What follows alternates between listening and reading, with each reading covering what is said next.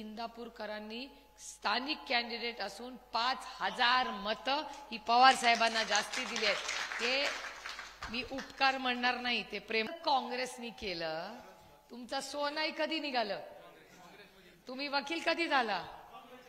तुम्हाला हमी भाव कधी मिळाला? आणि तुमचा गेस्ट हाऊस कधी? आज पळसदेवला आपण आक्रोश मोर्चाच्या निमित्ताने जमलेलो आहोत। मी आपल्या सगळ्यांच्या वतीने अमोलदादांचे इंदापूर तालुक्यात मनापासून स्वागत करते आणि आपण सगळे अमोलदादांच्या स्वागतासाठी इथे उपस्थित राहिला।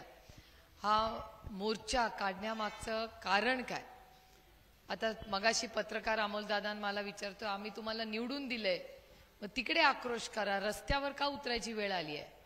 अमोलदादांनी मी मंत्र्यांची पहिल्यांदा भेट घेतली, आम्हाला काही न्याय नाही मिळाला म्हणून आम्ही पार्लमेंटमध्ये कांदा घेऊन गेलो। आम्ही काही बोललो नाही, आम्ही निदर्शनं केली नाही, घोषणा दिल्या नाहीत, काही नाही। आम्ही दोघंही शांत उभे राहिलो आणि सांगितलं हा कांदा याच्यासाठी आम्हाला न्याय देण्यासाठी 2 मिनिटं बोलायचा वेळ द्या। तिथे आम्हाला सांगितलं तुम्ही दोघं बाहेर जा आणि आम्हाला तिथून बाहेर काढलं। त्याच्यामुळे दुसरा कुठला मार्गच नव्हता। आम्ही पूर्णपणे लोकशाहीच्या मार्गाने तुम्हाला न्याय कसा मिळेल याच्यासाठी तुम्ही आम्हाला निवडून दिलं आणि ते काम आम्ही दोघं पूर्ण निष्ठेने अनेक वर्ष करतोय। दादांनाही मी तर अनेक वर्ष आहेच, पण मला अभिमान वाटतो की दादा पहिल्यांदाच निवडून गेले आणि त्यांना संसद रत्न पुरस्कार मिळाला, ही आपल्यासाठी एक अभिमानाची गोष्ट आहे। म्हणजे दादा सिनेमाच्या माध्यमातून तुमच्या आणि माझ्या मुलांवर चांगले संस्कार करतात, तुमच्या आणि माझ्या प्रश्नांसाठी पार्लमेंटमध्ये लढतात आणि संघटनेसाठी आणि तुमच्या सुखदुःखात एक हक्काचा भाऊ कोण तुमच्या आणि माझ्यासाठी रस्त्यावर आज उतरून लढतोय, त्या भावाचं नाव अमोल कोल्हे।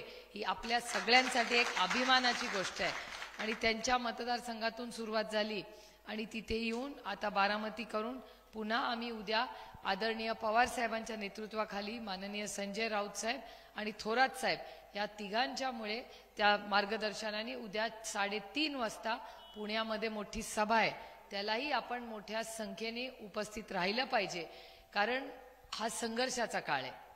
अमोलदादांनाही माहिती आहे आणि मलाही माहिती आहे।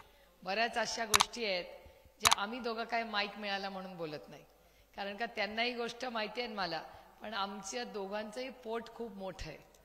काही गोष्टी, सगळ्याच गोष्टी ओठावर नसत्यात आणायच्या, काही गोष्टी आपल्या सुसंस्कृतपणामुळे पोटातच ठेवायच्या असतात। ह्याचा अर्थ अमोलदादांनी मी खोटं बोलत नाही, पण शांततेमध्ये किंवा गप्प बसण्यामध्ये ही मोठी ताकद आहे। बोलायला काही वाटत नाही हो, पण सहन करायला बोलण्यापेक्षा जास्त ताकद लागते आणि ती ताकद अमोलदादांनी सातत्याने गेल्या अनेक काही दिवसात दाखवलेली आहे। ह्याच्यातूनच एक सुसंस्कृत लोकप्रतिनिधी आणि आदर्श नेता कसा असावा, तर तो अमोलदादांसारखा असावा, हे उभ्या महाराष्ट्राने गेल्या काही दिवसात दिलेलं आहे। स्वतः डॉक्टरही आहेत, डॉक्टर असल्यामुळे नाडी तपासली की त्यांना काय आजार आहे लगेच कळते, त्याच्यामुळे दरवेळीस त्यांना काही बोलावं लागत नाही, ते बरोबर नाडीचं बटन दाबलं की बरोबर सगळं ठीक होते। त्याच्यामुळे त्यांनाही फार गरज नाही काय बोलायची आणि तुम्हाला माझा स्वभाव माहिती आहे, मी कुणाच्या नादाला फारशी जात नाही, कारण का मी इथे कशासाठी आली आहे? अमोलदादा आणि मी दोघंही उच्च शिक्षित आहोत, पण आम्हाला दोघांनाही असं वाटलं की आपल्याला ह्या लोकांचं काहीतरी देणं आहे आणि म्हणून तुमच्या आयुष्यात एक चांगला बदल घडवण्यासाठी आम्ही दोघं राजकारणात आलो। तेही मोठे डॉक्टर होऊ शकले असते, मी काय अधिकारी व्यवसाय काही करू शकले असते, पण आम्ही दोघंही उच्च शिक्षित असलो तरी आम्हाला असं वाटलं की ह्या देशातला जो शोषित आहे, वंचित आहे, पीडित आहे, ह्याच्यासाठी आपण काहीतरी केलं पाहिजे, म्हणून आम्ही दोघं लोकसभा लढलो। तुमच्या सगळ्यांच्या आशीर्वादाने मोठ्या संख्येने आम्हाला दोघांनाही मतदान झालं आणि आम्ही त्या दिल्लीला निवडून गेलो। ठीक आहे, सत्तेतले नसलो तरी विरोधात असलो तरी 2.5 वर्षात, आणि मी तुमचं आवर्जून कौतुक करीन की शिवसेनेने उद्धवजी जरी मुख्यमंत्री असले तरी त्यांनी राष्ट्रवादी काँग्रेस आणि काँग्रेसचा मान सन्मानच केला, ते मुख्यमंत्री होते। पण आम्हाला असं कधीही काम करताना वाटलं नाही, आम्हाला सगळ्यांनाच वाटायचं सगळेच मुख्यमंत्री। त्यांनी कधी दुजाभाव केला नाही की तू राष्ट्रवादीचा मग तुला मिळणार नाही मिळणार, एवढं तर एवढं सोडा, भारतीय जनता पक्षाच्या वेगळ्या विचाराचा आमदार आला तरी त्याला मदत करण्याचं काम हे महाविकास आघाडीच्या सरकारने केलेलं आहे.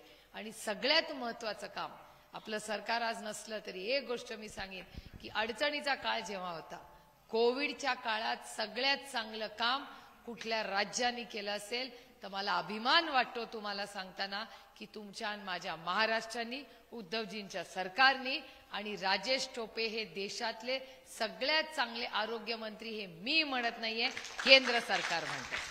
त्यामुळे अडचणीच्या काळात होतो ना एकमेकात, तेव्हा काही जात धर्म प्रांत बघितला का? जो औषध घेऊन येईल, डॉक्टर येईल, त्याच्यात आपण देव मानत होतो की नाही? आपण काय म्हणण्याचं, पांडुरंग नाही भेटला पण डॉक्टर भेटला. त्यामुळे इतका चांगलं वातावरण तुमच्या आणि माझ्या महाराष्ट्रात आहे. आपला हा महाराष्ट्र आहे, शाहू फुले आंबेडकरांचा, छत्रपतींचा महाराष्ट्र आहे. पण अशी परिस्थिती आज राज्यात आहे का? गावागावामध्ये आज कटुता आली आहे की नाही, खरं मला सांगा. आणि याला कोण जबाबदार आहे? तर भारतीय जनता पक्ष, ज्याला मी प्रेमाने भ्रष्ट जुमला पार्टी म्हणते. कारण का ते भ्रष्ट आहेत, ते जुमलेबाज आहेत आणि त्यांचा पक्ष आहे. आरोप करायचे, लोकांवर इन्कम टॅक्स, सीबीआय, ईडी लावायची, पक्ष फोडायचे, घरं फोडायची, पण कांद्याला भाव द्यायचा नाही, दुधाला भाव द्यायचा नाही, त्यांना कामच करायची नाही, फक्त पोस्टरबाजी. इथे येताना पण मी बरेच पोस्टर बघितले सरकारचे. आणि ज्याच्याबद्दल, ज्या शेतकऱ्याबद्दल आता पोट तिडकीने अमोलदादा बोलत होते, ते त्या बॅनरवर दिसतं का? त्या बॅनरमुळे तुमच्या आयुष्यात आणि माझ्या आयुष्यात काय बदल झाला? आता आपण पळसदेवचाच हिशोब करूया. आता मला एक सांगा, आदरणीय पवार साहेबांवर प्रचंड प्रेम तुम्ही केलं. इंदापूर आणि अमोलदादा तुम्हाला सांगते, दौंड, इंदापूर, बारामती, पुरंदर ही नावाला वेगळे तालुके. आता आमची सगळे एकच आहे, ती रेष म्हणून समजायचे की हा पुरंदर आणि हा बारामती, हा इंदापूर.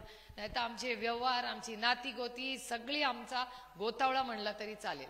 सगळे एकामेकाकडे शिकायला असतात, लग्न कार्याला असतात, कुणाकडे कार्यक्रम असतात तर ह्यांना विचारा, ह्यांना सगळ्यांना माहिती असतात. हिंदी सगळीकडे, आणि आम्ही एक कुटुंब म्हणून सगळे काम करतो. आणि यांनी प्रचंड प्रेम आदरणीय पवार साहेबांना इंदापूर तालुक्याने केलं. इंदापूर तालुक्याचा कॅन्डिडेट होता, आता मी नावं घेत बसणार नाही पण थोडक्यात इतिहास सांगते. आदरणीय पवार साहेब बारामती लोकसभा मतदारसंघात उभे राहिले लोकसभेला. जरी साहेब नावाला बारामतीचा पत्ता असला तरी इंदापूरकरांनी स्थानिक कॅन्डिडेट असून 5,000 मतं ही पवार साहेबांना जास्ती दिली आहेत. ते मी उपकार म्हणणार नाही, ते प्रेम होतं. ते प्रेम, तो विश्वास जो इंदापूरकरांनी आमच्या कुटुंबाला, पक्षाला दिलाय, हा आम्ही आयुष्यात कधीही विसरणार नाही. ही आपली प्रेमाची नाती आहे. त्यामुळे आपण पवार साहेब म्हणजे काँग्रेसचा विचार ठरू मान्य, आणि भारतीय जनता पक्ष. आपलं वैयक्तिक कोणाची वैर नाही, आपली लढाई त्यांच्या चुकीच्या धोरणांची. वैयक्तिक काही आमचा कुणाशी संबंध नाही, आम्ही कुणाच्या समोर काही बोलतही नाही. त्याच्यामुळे आपण असा विचार करू की आपला विचार म्हणजे राष्ट्रवादी काँग्रेस, काँग्रेस म्हणजे पवार साहेब, आणि दुसरं म्हणजे भारतीय जनता पक्ष. आता हिशोबाला बघूया. आपण पळसदेवमध्ये आहोत. मला सांगा, पळसदेवमध्ये वीज कोणी आणली हो? काँग्रेसनी का भारतीय जनता पक्षाने? शाळा कोणी आणली? आपल्या तालुक्यात कॉलेज कोणी आणलं? हॉस्पिटल, अंगणवाडी, रस्ता, मोबाईल फोन, कारखाने, व्हॉट्सॲप, टीव्ही, चॅनल, रेडिओ. अमोलदादा, सगळं जर काँग्रेसनी केलं, तुमचा सोनाई कधी निघालं? तुम्ही वकील कधी झाला? तुम्हाला हमी भाव कधी मिळाला? आणि तुमचं गेस्ट हाऊस कधी झालं आपल्या गंगावळणाचं काँग्रेसच्या? तुम्हाला शिक्षण कधी मिळालं? कुठल्या कॉलेजमध्ये गेल्या? हा, ते कोणी काढलं? अमोल भिसेंच्या पोरगी डॉक्टर झाली. कुणाच्या काळात? सगळ्यांचं सगळंच काँग्रेसमध्ये झालं. तर 10 वर्ष त्यांनी केलं काय? कशाचं? ब्रिटिश सरकार. बरोबर बोलला. आता आपल्याला या ब्रिटिश सरकारच्या विरोधात लढायचंय. चांगलं, एकदम भारी बोलला तुम्ही. त्याच्यामुळे आता मी त्यांना ब्रिटिश सरकार म्हणणार आजपासून.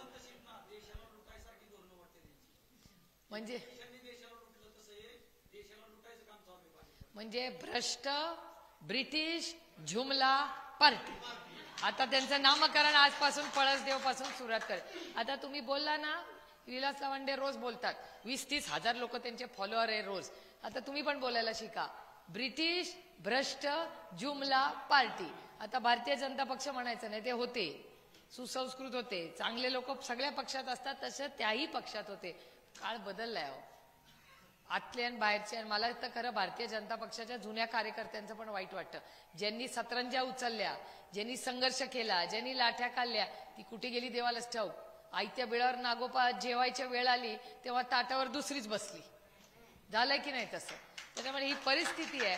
पण आपला हा संघर्षाचा काळ आहे. मला खरं सांगा, मी नेहमी या सगळ्यांना प्रश्न विचारते, आणि फक्त महिलांना नाही पुरुषांना पण विचारते. माझ्याकडे 2 मार्ग होते, अमोलदादांकडे पण 2 मार्ग होते. अमोलदादा आणि मी संघर्ष करून साहेबांबरोबर उभं राहू शकत होतो, नाहीतर आमचे दोघातले एकतर मंत्री झालंच असतं, लालबत्तींनीच आलं असतं पळसदेवला. पण आम्ही दोघांनीही नीतिमत्ता आणि आदरणीय पवार साहेब आणि संघर्ष केला. तुम्ही आमच्या जागेवर असता तर बेटा तू काय केलं असतं? तुझ्या वडिलांबरोबर नेत्याबरोबर उभी राहिली असतीस का तू गेली असतीस? तुम्ही काय शेतकऱ्यांबरोबर तुम्ही काय केलं असतं दादा? तू संघर्ष तुम्ही काय केलं असतं? तुम्ही दादा काय केलं असतं? काय केलं असतं? संघर्ष केला असता का सत्तेत बसला असता जाऊन? संघर्ष केला असताना. तुम्ही विचार करा. आता मगाशी अमोल दादा बोलले भिगवणमध्ये, आता इथे बोललं नाही, जरा शॉर्ट मध्ये घेतलं. त्यांनी तेच सांगितलं, अनेक लोक आपल्याला जेव्हा पक्ष सोडून जातात तेव्हा म्हणतात आम्ही विकासासाठी गेलो.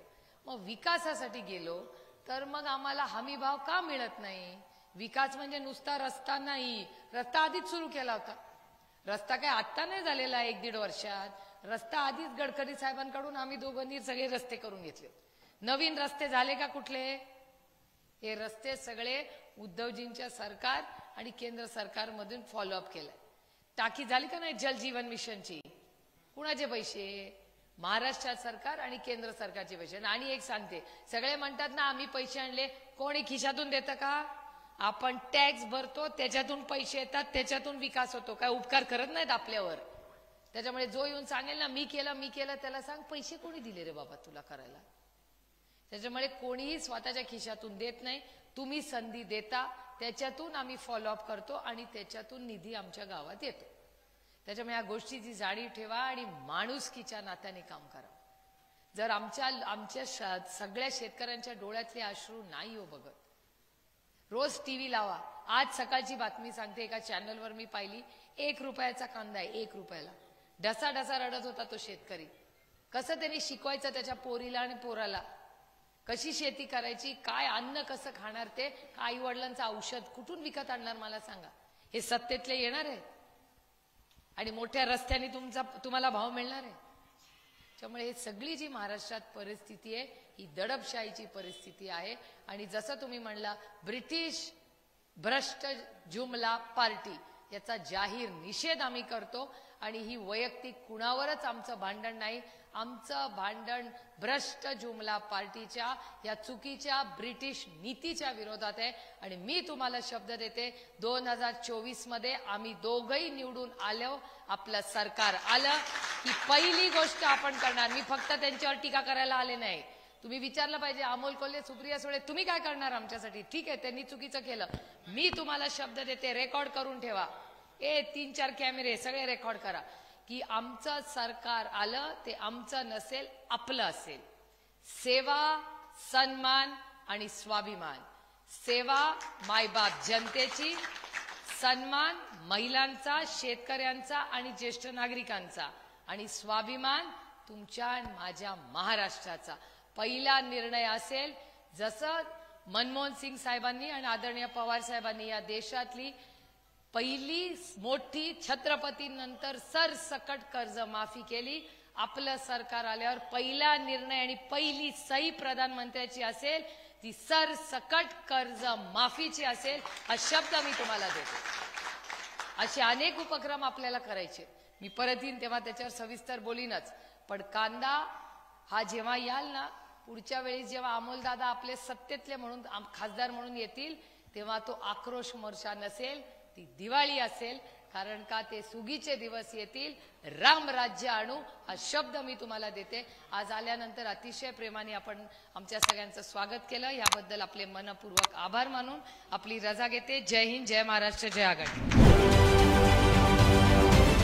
राजकारणातील प्रत्येक अचूक बातमीचे सर्वात आधी अपडेट्स मिळवण्यासाठी सरकारनामाच्या सर्व सोशल मीडिया प्लॅटफॉर्मला लाईक, फॉलो आणि सबस्क्राईब करा. तसंच सर्व नोटिफिकेशनसाठी बेल आयकॉन प्रेस करायला विसरू नका.